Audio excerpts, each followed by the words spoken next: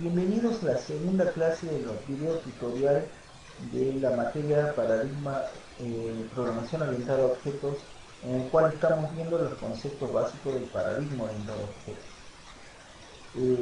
Estamos centrados en la propiedad de abstracción y en el video tutorial anterior vimos cómo se definían las clases en el diagrama de clases y cómo las mismas se representaban en Java. En este video tutorial lo que vamos a ver es cómo aplicamos la abstracción y su representación en el diagrama de clase para el caso de los atributos y operaciones y la implementación de los atributos y operaciones en el lenguaje de programación Java.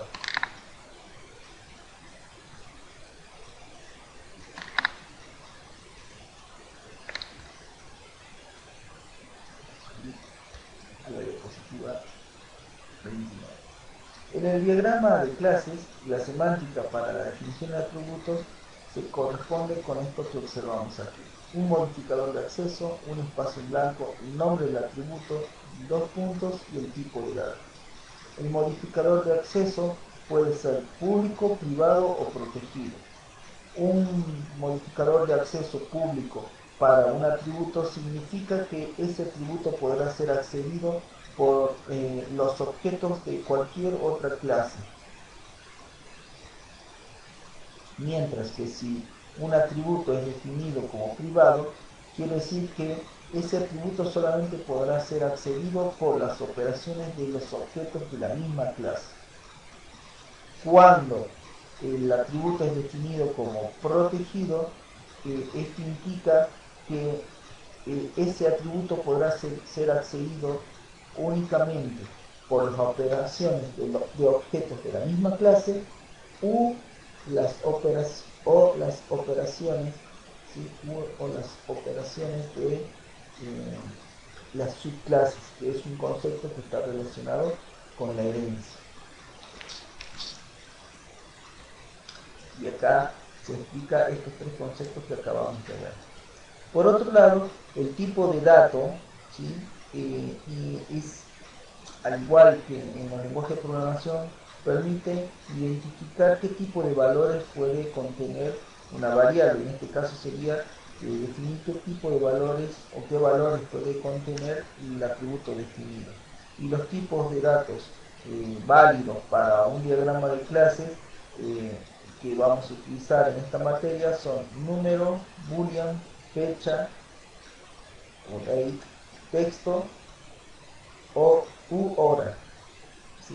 Que van a representar números como números que pueden ser enteros o reales, booleanos para indicar valores de verdadero o falso, fecha para indicar una fecha, texto para representar las cadenas de caracteres y la hora para representar el tiempo. En un diagrama de clases, un ejemplo de definición de atributos sería el siguiente. Si poseemos una clase profesor, acá tenemos definido varios atributos. Legajo, que es público y cuyo tipo de dato es un número. Apellido, que es privado, cuyo tipo de dato es texto. Fecha ingreso es protegido y su tipo de dato es fecha. Y para indicar el atributo es presidente de mesa, que es público, lo podemos definir en este caso como booleano. Ahora, si nosotros deseamos definir esto que vimos acá, es la representación en el diagrama de clases de los atributos de una clase.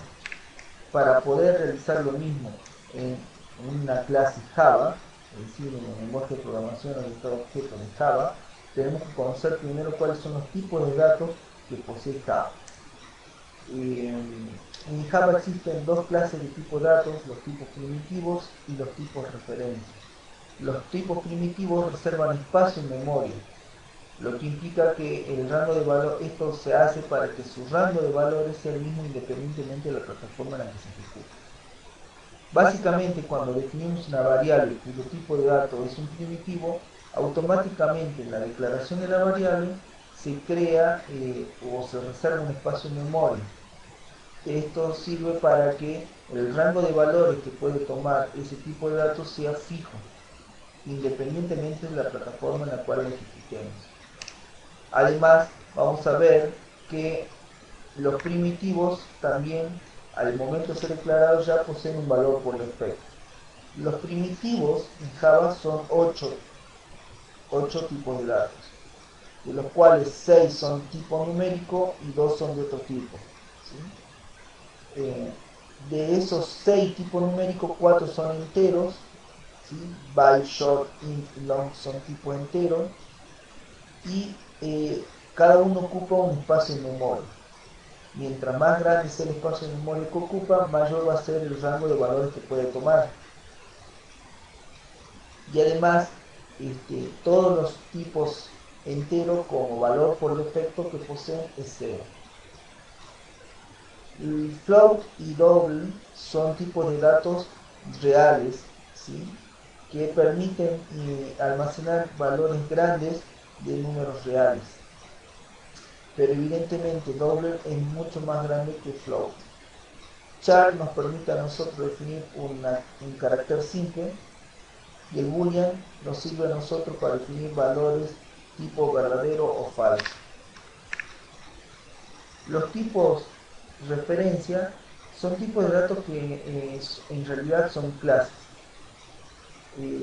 Y por ser clases, estos tipos de datos pueden poseer atributos o operaciones.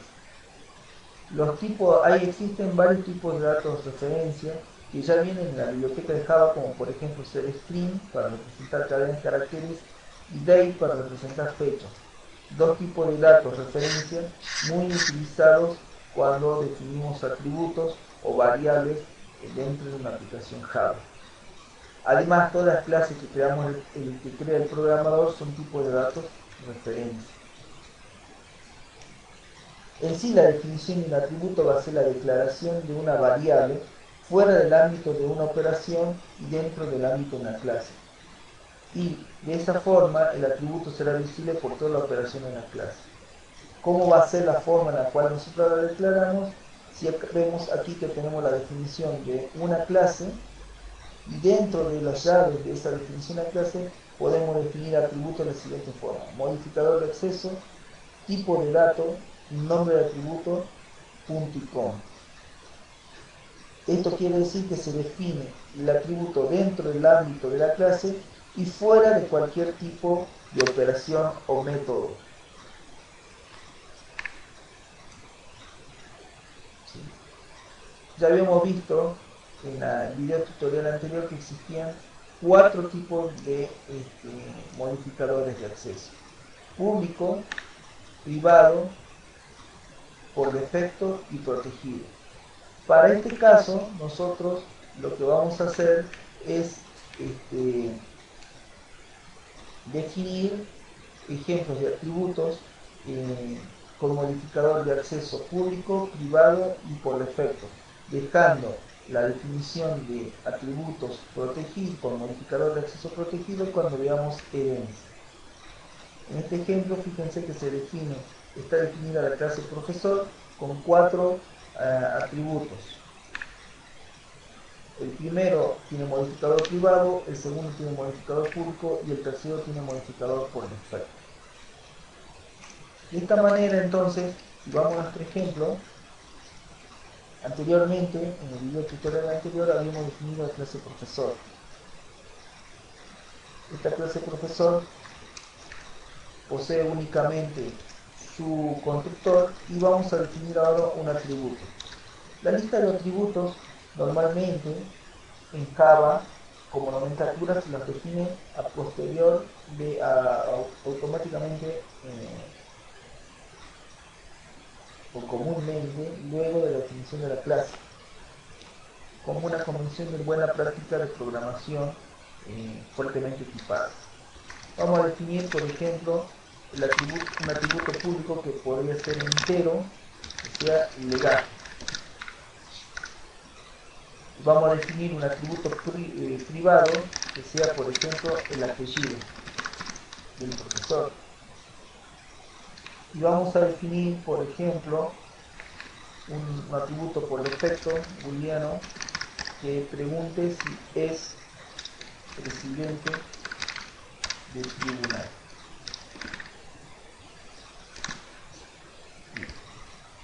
De esta forma hemos definido atributos en una clase. Los nombres de los atributos que nosotros definimos tienen una convención, al igual que el nombre cuando definimos nombre de clase. Los atributos tienen que empezar con letra minúscula, ¿sí? Tienen que ser sustantivos. Y cuando escribimos un atributo con var que está conformado por varias palabras, la siguiente inicia con una letra mayúscula. Ahora, lo que vamos a hacer es observar el efecto que tiene el modificador de acceso que hemos definido en estos atributos. Si recordamos, en principal habíamos definido una clase que era la clase la clase principal. Habíamos definido el método main que a nosotros nos permitía establecer el punto de partida de una aplicación. Y lo que habíamos hecho era crear un objeto. Ahora, ¿por qué creamos objetos nosotros? Creamos objetos con el objetivo principalmente de poder acceder a sus atributos y métodos u operaciones. Fíjense que si yo coloco un punto, lo que hago es activar el IntelliSense del IDE, y el cual me permite desplegar la lista de atributos y métodos que posee el objeto. Estos métodos que están acá, ¿sí?, que los reconocemos por este circulito, ¿sí?, y a su vez por otras características de los métodos que vamos a ver luego cuando definamos cómo se definen los métodos. Y al principio siempre van a estar los atributos. Obsérvese que se es visible el atributo legajo. Y acá arriba lo que se ve es la definición del atributo, que es público, entero, y su nombre es legajo. Y se encuentra en la clase profesor, que a su vez está en el paquete modelo.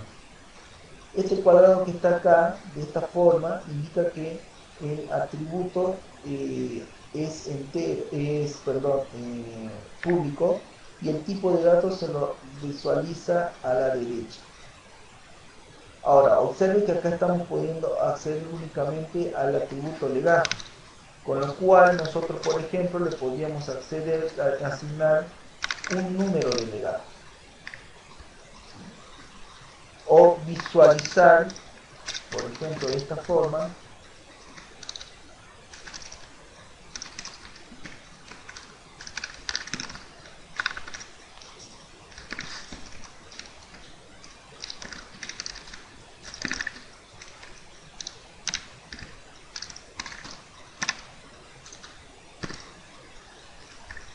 el legajo.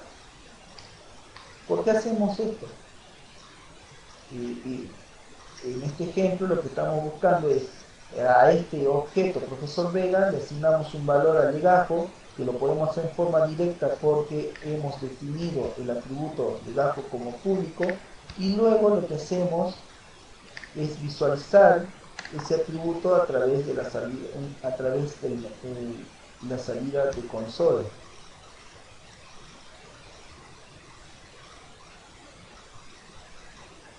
Fíjense que si ejecutamos la aplicación, en este caso muestra, ¿sí?, es la salida, ¿sí?, y el legado. Bien, recordemos que este hola mundo era el mensaje este se crea el objeto, se encuentra dentro del constructor del objeto que hemos creado, y luego lo que hicimos fue asignar un valor al legajo y mostrarlo. Lo importante acá es que nosotros solamente podemos acceder a uno de los atributos que es legajo porque lo hemos definido como público. No podemos acceder al atributo string, al atributo apellido, porque lo hemos definido como privado. Eso significa que solamente puede ser accedido por los métodos de la clase. Más adelante vamos a definir un método que nos permita a nosotros acceder a este atributo, ¿sí? ¿Y cuál es la diferencia entonces entre público, privado y por defecto? ¿sí? Cuando el atributo es definido como por defecto, solamente puede ser accedido por las clases que se hallan en el mismo paquete de la clase.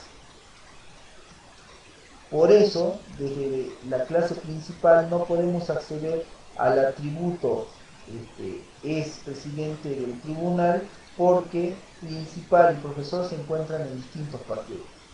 Pero supongamos que yo creo una clase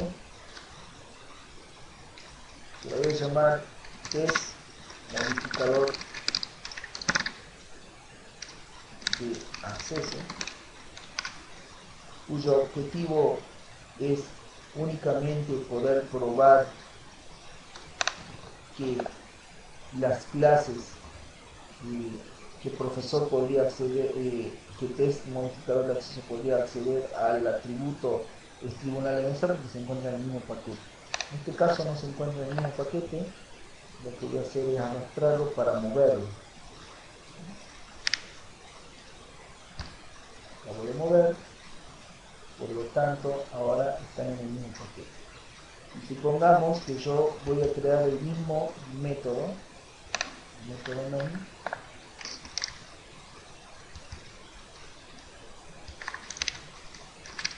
Fíjense que acá lo único que voy a hacer es crear el objeto, y de la misma manera que yo le asigné un valor al legajo, voy a intentar asignarle un valor a si es presidente del tribunal. Fíjense que en este caso sí me aparece el atributo, porque cuando está definido por defecto puede ser accedido por las dos clases que están en el mismo paquete. Entonces esta es la diferencia entre private, público y protegido, y perdón, y por defecto.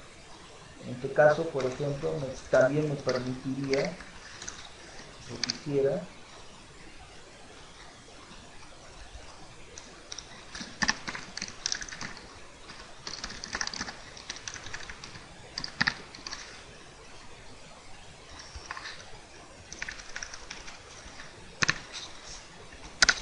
esta forma yo lo mostraría. Fíjense que cuando yo quiero asignarle valor a un tipo booleano, el único valor que puedo asignar es true o false. En este caso lo voy a dejar como true.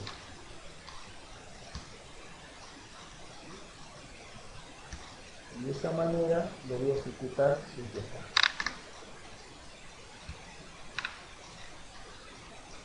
Fíjense que me parece que se crea el objeto, el legajo y si esto es silenciado. Por otro lado, también observe que como yo he creado en esta clase, he asignado, también he creado un método main. Por esa razón, estos dos métodos son puntos de partida para la aplicación dentro del mismo proyecto.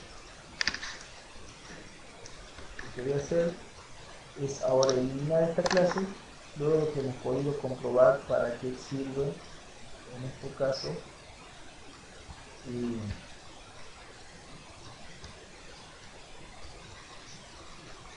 el atributo. Entonces, por ejemplo, si yo definiera, cambiara el profesor y colocara todos estos atributos como privados, por ejemplo, fíjense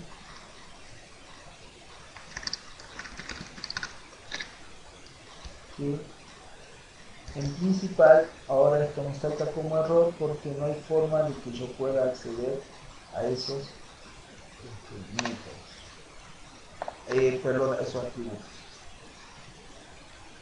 Bien, de esta forma entonces se crean atributos de tipo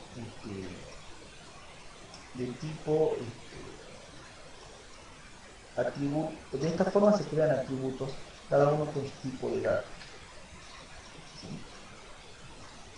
Lo que voy a hacer ahora, por ejemplo, es tratar de visualizar Vamos a suponer que ahora vamos a cambiar y vamos a colocar a todos estos atributos como públicos. Esto debería permitirme que yo pueda acceder a cada uno de ellos desde cualquier clase. Entonces, lo que quiero mostrarles es que cuál sería el valor por defecto que poseen cada uno de estos atributos, ¿sí?, al momento que ha sido creado el objeto.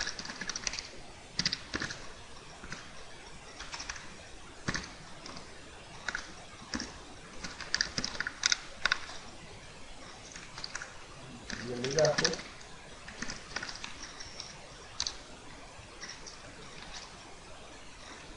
esta forma, ¿sí?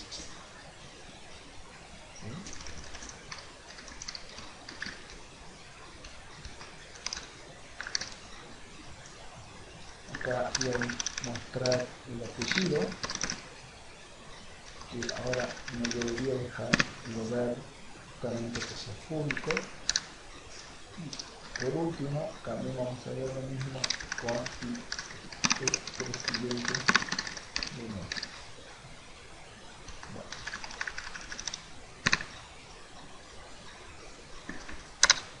fíjense que yo no he asignado ningún valor a ninguno de los atributos, sino que lo estoy visualizando en forma directa luego de que creé el objeto.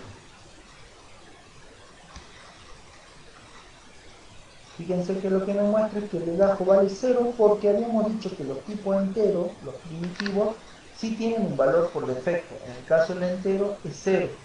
Lo mismo que sucede con el atributo expresidente de mesa, que por defecto es falso para este tipo de datos, que es un primitivo.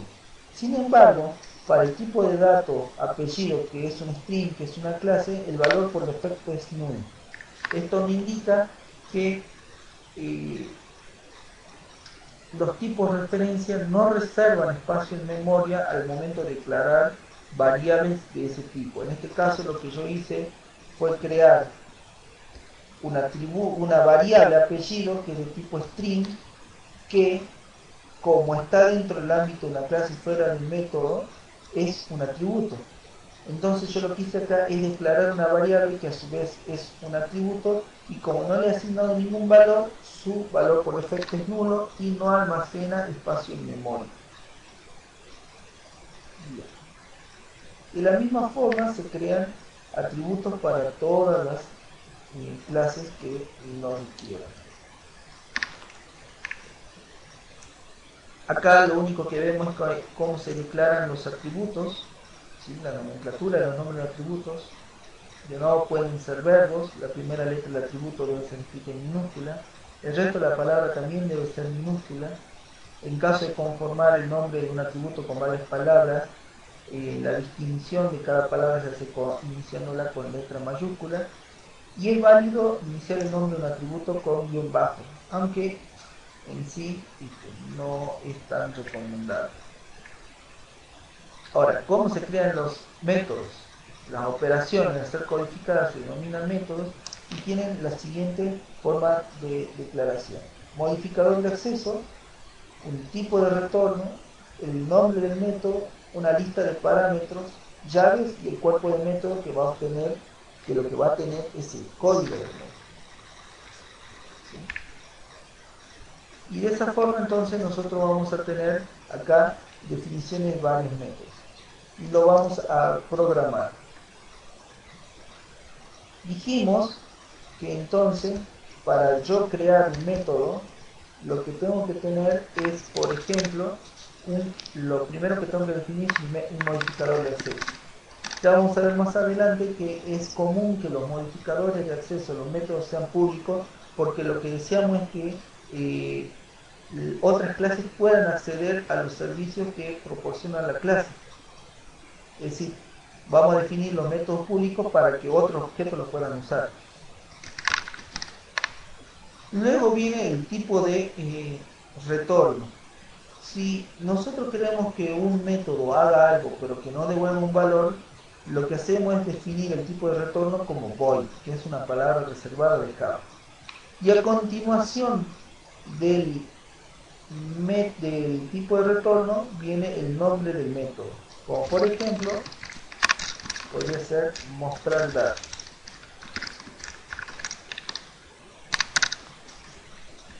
¿Qué hace este método? Esta es la definición de un método. Un modificador de acceso, un tipo de retorno, el nombre de la operación seguido de paréntesis.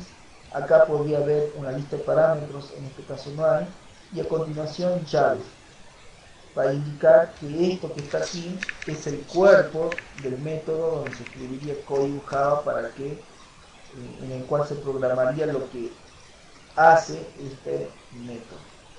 Los métodos deben ser definidos dentro del ámbito de una clase, es decir, yo no puedo definir un método, por ejemplo, fuera de la clase, automáticamente me tira error, tiene que estar dentro de una clase, como en este caso, y por convención se suelen colocar a posterior del constructor si es la clase lo poseyera, sino inmediatamente a continuación de la definición de los atributos. El objetivo de este método es mostrar los datos, es decir, debería mostrar legajo, apellido y después idem. Supongamos que lo que yo hago ahora es definir todos los atributos como privados. Habíamos dicho que un atributo privado solamente puede ser accedido por las operaciones o métodos de la clase, ¿sí? Y eso es lo que yo quiero verificar, que fíjense que acá ya no me deja, me tira error porque estoy tratando de acceder a atributos que son privados, es decir, no existen, y la verdad es que el método mostrar datos debería estar dentro de la clase y no, no de acá, sino que debería poder ser llamado, se podría tener que enviar un mensaje al objeto profesor Vega y que muestre sus datos. Entonces yo dejaría este método de esta forma.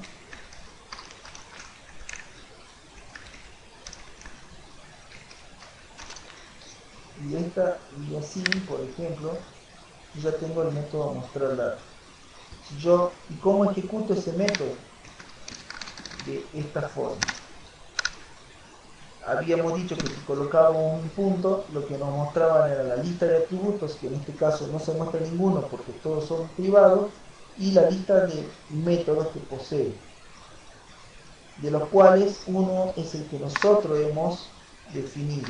Fíjense, el método es público, los circulitos indican que son métodos, este círculo en color rojo indica que es público, este es el nombre del método con su paréntesis, y este es el tipo de retorno que tiene el método, que en este caso es void. Este método no posee lista de parámetros, pero de esta forma yo llamo o le digo al objeto que ejecute su método. De esta forma le digo al objeto que ejecute su método público. Fíjense que si yo ejecuto el archivo, el resultado va a ser exactamente el mismo. Me va a mostrar el legajo 0, el apellido null y si es presidente Mensa es falso, porque estos dos valores, estos dos atributos siguen siendo primitivos y tienen un valor por defecto, y el apellido es un string, por lo tanto su valor por defecto es null. Bueno, pero ahora ustedes me dirán, sí, bueno, ya he definido el profesor un método que lo que hace es mostrar los datos, pero no tengo forma de aquí de asignarle un valor al legajo. Ya no podemos hacer como habíamos hecho hace rato. Entonces, ¿cómo haríamos para que, por ejemplo, podamos asignarle un valor al legajo? Y lo que deberíamos hacer es definir otro método, ¿sí? Por ejemplo, un método público void, que se llame asignar legajo, que en este caso, ¿sí? Fíjense que también sería un método void porque su objetivo va a ser asignarle al legajo, es decir, al atributo legajo, un valor. Ese valor, ¿de dónde lo vamos a obtener o por dónde lo vamos a adquirir? A través de la lista de parámetros, ¿sí? Por ejemplo, un parámetro que se llame xlegajo y que su tipo de datos sea entero. ¿Qué quiere decir? Que los parámetros acá se definen colocando el tipo de dato, espacio y el nombre del parámetro. Si necesitamos otros parámetros, por ejemplo, un parámetro que se llame valor que sea tipo doble, lo separamos de los otros parámetros a través de una coma. En este caso, este método, que se llama asignar legajo, tiene como objetivo poder a este valor X legajo asignárselo al legajo, que es el atributo de la clase profesor. Y habíamos visto que el operador de asignación es el operador de asignación es ni más ni menos que igual. Por lo tanto, ¿qué estoy haciendo acá? Estoy asignando al atributo legajo el valor que viene como parámetro. De esta manera he creado otro método cuyo objetivo es asignar el valor del parámetro a un atributo. Fíjense que el nombre del método siempre es un verbo. Es más, es un verbo que en infinitivo y que nombre define unívocamente cuál es la acción que va a realizar. Es decir, que este nombre adentro me va a indicar qué es el código que yo debería colocar dentro del cuerpo del método. Entonces aquí, si yo quiero, por ejemplo, lo que yo haría acá sería, yo quiero entonces asignarle un valor al profesor Vega, ¿sí? Yo llamaría a ese método asignar legajo y le debería pasar el valor que yo quiero que se almacene, ¿sí? Este valor que yo quiero que se almacene es un literal que al ejecutar la sentencia se va a ir a la clase profesor, va a buscar el método asignar legajo y ese valor se va a almacenar en este parámetro. Y luego este parámetro va a ser utilizado para realizar la misma asignación en el atributo. Fíjense que si yo ahora ejecuto la aplicación, primero me muestra todos los valores en legajo, null y false, y luego le asigno el valor. Si yo hiciera esto antes,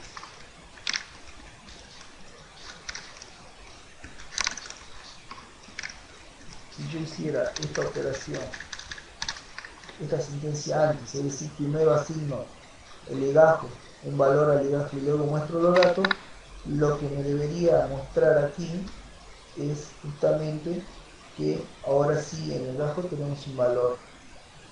Y esto ocurre porque hemos utilizado un método.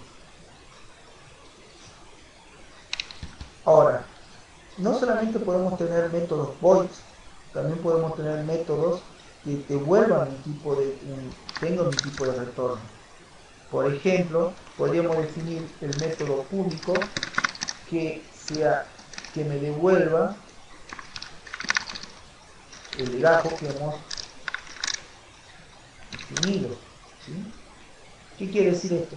Mientras que el método mostrar datos lo que hace es mostrar todos los valores de los atributos, es decir, mostrar el estado del objeto, obtener legajo solamente tiene que devolverme el valor del legajo.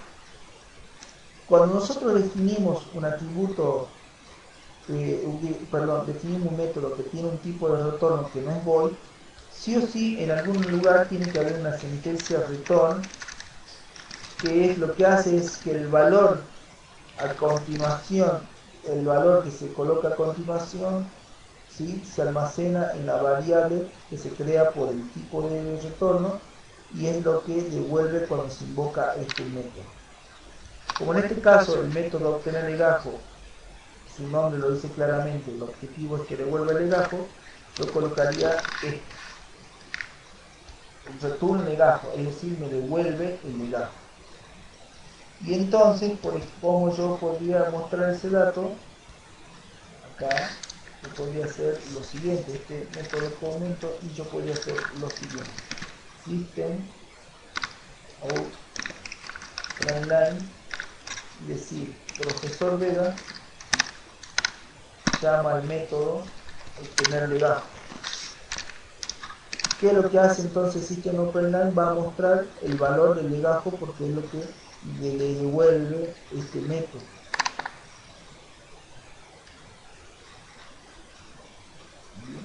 De esa forma se ejecuta este método. Entonces, en definitiva, ¿qué tenemos? Tenemos que cuando definimos métodos, ¿sí?, podemos tener métodos que devuelvan algo o que no devuelvan nada. Los que no devuelven nada tienen tipo de retorno void. Y los que tienen un tipo de dato acá colocado son los que tienen tipo de retorno. Este tipo de retorno puede ser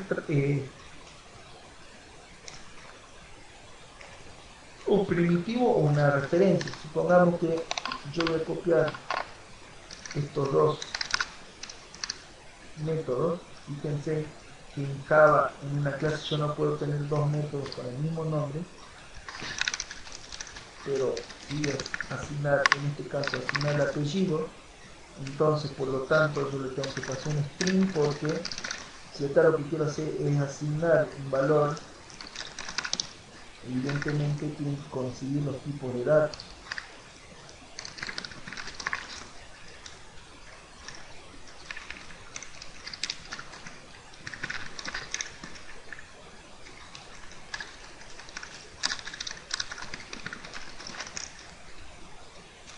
Y en este va a ser que obtenga como lo que tienen que devolver, por ejemplo, es el apellido. Fíjense que aquí me va a saltar un error porque no coincide el tipo de dato de apellido con el tipo de dato que pongo como retorno. Entonces acá yo tengo que colocar el tipo de dato string, porque lo que devuelve apellido es un valor de tipo string.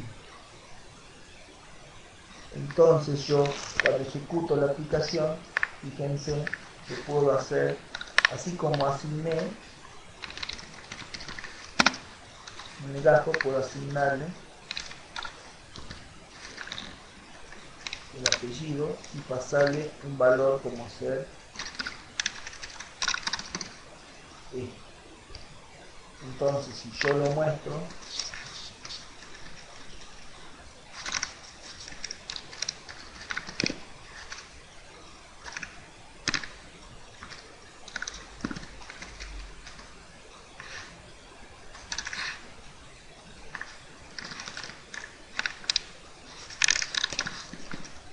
fíjense que yo ahora que se agrega, si bien no puedo acceder al atributo, pero sí puedo acceder al método que me devuelve el valor del atributo.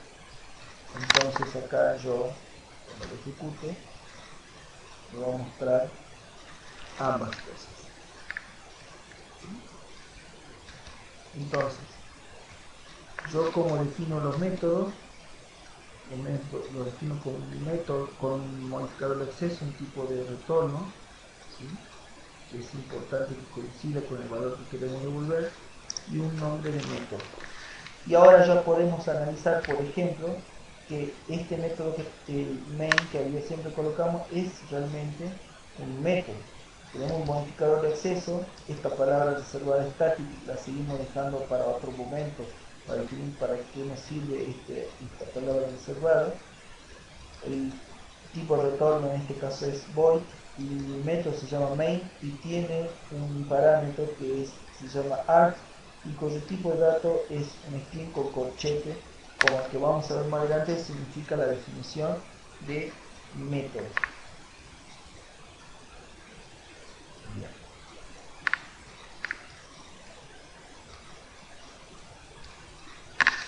Entonces fíjense que estos métodos, que son bastante parecidos a los que hemos definido en el IDE NetBeans, nos proporciona la idea de que podemos crear métodos con tipo de retorno void, ¿sí?, el uso de System Out Line, en este caso el método de devolver legajo, que es lo que es importante acá, es que tenemos un tipo de retorno que no es void, ¿sí?, implica que en el cuerpo del método tiene que haber en un momento un return. Y en este caso lo que estamos haciendo es definir un parámetro para el método asignar salario. Ya habíamos visto también que las aplicaciones Java JDBC necesitan alguna clase que tener el método main como punto de partida de la aplicación. Digamos que también tiene es un método, se condice con lo que es la definición de método, y bueno, siempre el método main va a provocar que la clase tenga una fecha métrica para indicar que es el punto de partida o arranque de la aplicación. Bien. El protocolo de mensajes ya lo hemos aplicado en la forma en la cual un objeto va a exponer sus métodos y otros objetos van a solicitar la ejecución de ese método al objeto. Cuando un objeto o una clase define operaciones públicas, quiere decir que esas operaciones quedarán disponibles para los objetos que se creen, para los objetos que los requieran, ¿sí? Entonces esos métodos se pueden conocer, también se lo pueden denominar servicios. Y para acceder a un servicio en objeto hay que enviarle un mensaje. ¿Cómo se hace en Java para enviar ese mensaje? Se le coloca el nombre del objeto al cual queremos pedirle que realice un método, punto, y el nombre del método seguido de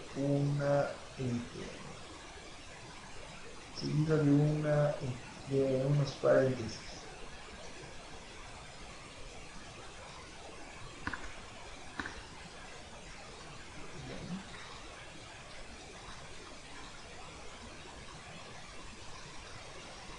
Por ejemplo, más claro que dice que si yo ejecuto un método por medio de su protocolo de mensaje que consiste en indicar el nombre del objeto el nombre y el nombre del método de ese objeto, junto con el vincular lo que va a provocar acá es que se ejecute el método que está declarado en esa clase.